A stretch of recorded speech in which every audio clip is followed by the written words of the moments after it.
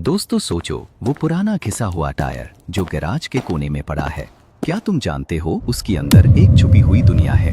एक ऐसी दुनिया जो फ्यूल बना सकती है, स्टील निकाल सकती है और गैस प्रोड्यूस कर सकती है, बिल्कुल स्क्रैच से। दुनिया में हर साल 1.5 बिलियन वेस्ट टायर्स फेंकते हैं लोग, और ये टायर्स सड़ने में 1000 साल लगते हैं जमीन में। मतलब ये चीज नेचर के लिए सबसे बड़ी प्रॉब्लम है और हम सब इस प्रॉब्लम का हिस्सा हैं। लेकिन कुछ लोग हैं जो इस प्रॉब्लम को एक मैसिव अपॉर्चुनिटी में बदल रहे हैं, और वो काम कर रहे हैं एक प्रोसेस से जिसको कहते हैं पायरोलिसिस। इस वीडियो में हम देखेंगे कैसे एक डेड यूजलेस टायर एक पावरफुल फैक्ट्री में जाता है और वापस आता है फ्यूल, स्टील और गैस बनके। यह साइंस है, यह मैजिक नहीं, लेकिन यकीन मानो देखने में मैजिक ही लगता है। तो रेडी हो जाओ, क्योंकि आज हम कुछ ऐसा देखेंगे जो तुम्हारा दिमाग हिला देगा और शायद तुम्हारा गैराज भी खाली हो जाए। सबसे पहले बात करते हैं, ये वेस्ट टायर्स आते कहाँ से हैं और फैक्ट्री तक पहुँचते कैसे हैं। गाड़ियों के टायर्स, ट्रक्स के टायर्स, बसेस के टायर्स, सब कुछ कलेक्ट किया जाता है स्क्रैप डीलर्स से, म्यूनिसिपैलिटीज से और बड़े बड़े डंपिंग ग्राउंड से, जहां ये टायर्स सड़ने के लिए छोड़ दिए गए होते हैं। एक बार फैक्ट्री में आने के बाद इन्हें सीधा डाला जाता है एक मैसिव इंडस्ट्रियल श्रेडर में। और दोस्तों, ये मशीन देखो तो दिल खुश हो जाए। ये श्रेडर इतना पावरफुल होता है कि एक पूरा ट्रक टायर को वो सिर्फ कुछ सेकेंड्स में छोटे छोटे टुकड़ों में काट देता है। बिल्कुल बिस्कुट तोड़ लो वैसी फीलिंग। ये शेडेड पीसेस होते हैं रफली 2 से 5 सेंटीमीटर के साइज के। इन्हें कहते हैं टायर चिप्स या क्रम्ब रबर। इस स्टेज में टायर का स्टील वायर भी बाहर आने लगता है थोड़ा थोड़ा, लेकिन अभी प्रोसेस शुरू ही हुई है। शेडिंग के बाद ये चिप्स कन्वेयर्स पे चलते हैं और डायरेक्टली जाते हैं नेक्स्ट स्टेज में। ये पूरी श्रेडिंग प्रोसेस इतनी ऑर्गेनाइज्ड होती है कि एक दिन में hundreds of ton of tyres process हो जाते हैं बिना किसी रुकावट के। फुल ऑटोमेशन का कमाल। अब आते हैं इस पूरी प्रोसेस के दिल पर, पायरोलिसिस रिएक्टर। यह एक बड़ा सीड रोटेटिंग ड्रम होता है और इसमें टेम्परेचर होता है 400 से 600 डिग्री सेल्सियस तक का। लेकिन यहाँ एक खास बात है, इसमें ऑक्सीजन बिल्कुल नहीं होती। ऑक्सीजन नहीं मतलब बर्निंग नहीं होगी। Instead rubber slowly break down होती है अपने बेसिक केमिकल कंपोनेंट्स में। इस प्रोसेस को कहते हैं थर्मल डिकम्पोजिशन, मतलब सिर्फ हीट के थ्रू रबर तोड़ दो बिना आग के। जब ये टायर चिप्स रिएक्टर के अंदर जाते हैं, वो स्लोली पिघलने लगते हैं और उनसे गैसेस निकलनी शुरू होती हैं। ये गैसेस कंडेंसर की तरफ जाती हैं। जो सॉलिड बचता है रिएक्टर में उसे कहते हैं कार्बन ब्लैक, एक बहुत यूजफुल इंडस्ट्रियल मटेरियल। और जो गैसेस निकली हैं उन्हें कंडेंस करके बनाया जाता है पायरोलिसिस ऑयल। यह एक डार्क थिक लिक्विड होता है जो फ्यूल की तरह यूज हो सकता है। यह पूरा रिएक्टर दिन रात चलता रहता है, नॉन स्टॉप, एक जायंट स्टमक की तरह जो टायर को खाता है और यूजफुल चीजें उगलता है।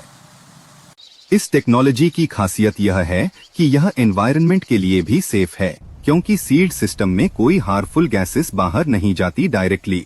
अब बात करते हैं उस चीज की जो सबसे पहले लोगों का ध्यान खींचती है, पायरोलिसिस ऑयल, जिसे लोग टायर डिराइव्ड फ्यूल TDF भी कहते हैं। रिएक्टर से निकली गैसेस जब कंडेंसर से गुजरती हैं, वो ठंडी होती हैं और लिक्विड फॉर्म में आ जाती हैं। यही है पायरोलिसिस ऑयल। यह ऑयल दिखने में बिल्कुल डीजल जैसी लगती है, डार्क कलर, थिक कंसिस्टेंसी और स्ट्रॉन्ग स्मेल।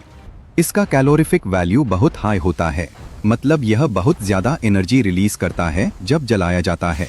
इंडस्ट्रीज में यह ऑयल यूज होती है बॉयलर्स चलाने के लिए, फर्नेसेस में, और कुछ जगह तो डायरेक्टली जनरेटर्स में भी डाल देते हैं लोग। 1 टन ऑफ वेस्ट टायर से रफली 400 से 500 लीटर ऑफ पायरोलिसिस ऑयल निकाली जा सकती है।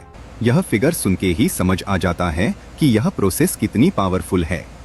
कुछ एडवांस्ड फैसिलिटीज में इस ऑयल को रिफाइन भी किया जाता है, उससे और क्लीन फ्यूल बनाया जाता है जो व्हीकल्स में भी यूज हो सके।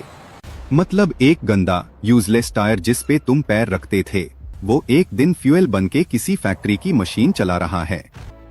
यह सर्कुलर इकोनॉमी का सबसे बेहतरीन एग्जाम्पल है, वेस्ट इन एनर्जी आउट।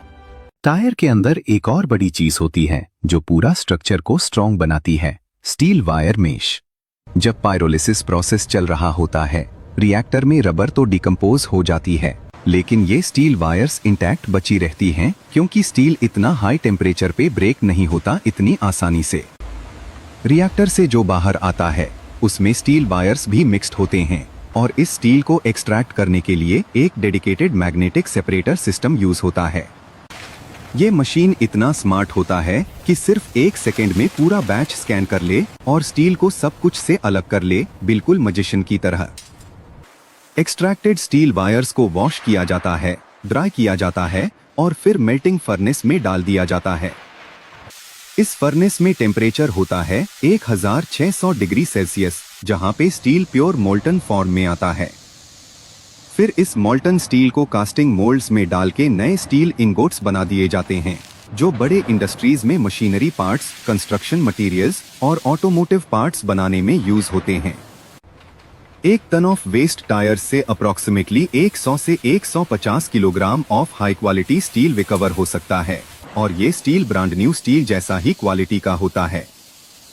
तो बेसिकली जो टायर की तरह बेकार था, उस टायर का स्टील अब फिर से नए प्रोडक्ट्स में जा रहा है। ये रिसाइकलिंग का परफेक्ट साइकिल है।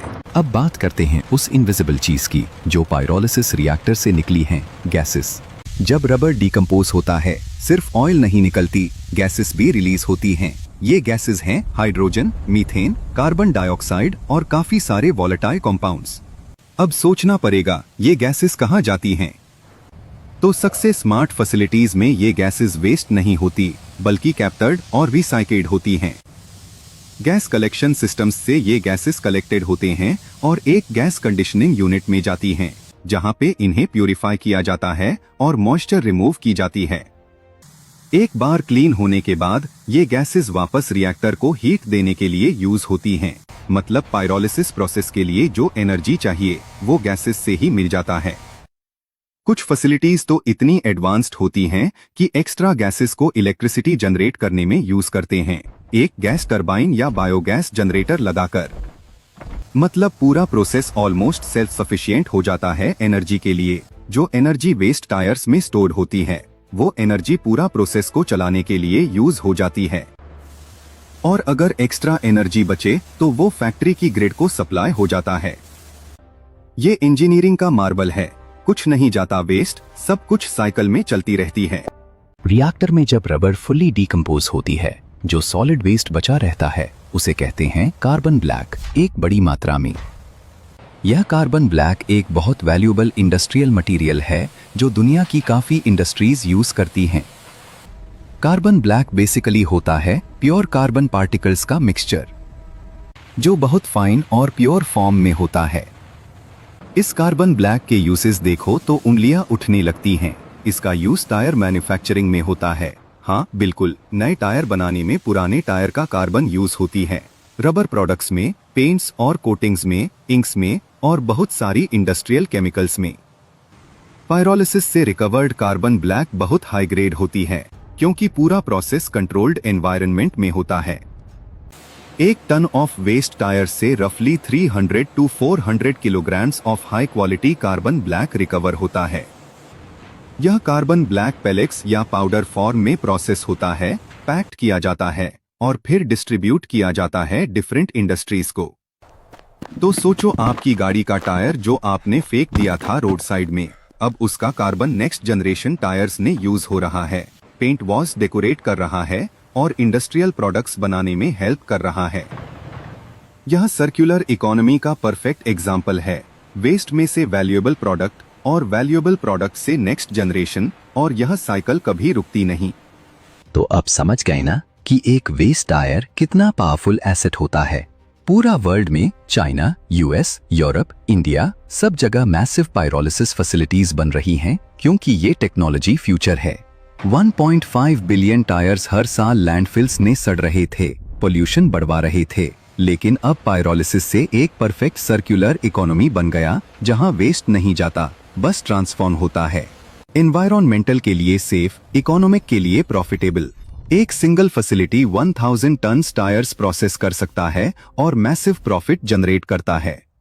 प्लास्टिक और रबर वेस्ट पूरी दुनिया के लिए प्रॉब्लम था और अब ये टेक्नोलॉजी उस प्रॉब्लम को अपॉर्चुनिटी में बदल रहा है। एक पुराना टायर सिर्फ रबर नहीं, वो पोटेंशियल फ्यूल, स्टील, और कार्बन है जो किसी का फ्यूचर बदल सकता है। तो नेक्स्ट बार रोड साइड में पुराना टायर देखो तो समझ जाना कि वो एक रेवोल्यूशन स्टार्ट कर रहा है। ये साइंस है, ये सस्टेनेबिलिटी है, ये फ्यूचर है। अगर ये वीडियो पसंद आया और तुम भी फ्यूचर टेक्नोलॉजीज जानना चाहते हो तो सब्सक्राइब कर दो और बेल आइकन को भी प्रेस कर दो, क्योंकि अगले वीडियोस में हम और भी अमेजिंग इंडस्ट्रियल सीक्रेट्स अनलॉक करेंगे जो तुम्हारा दिमाग हिला देंगे।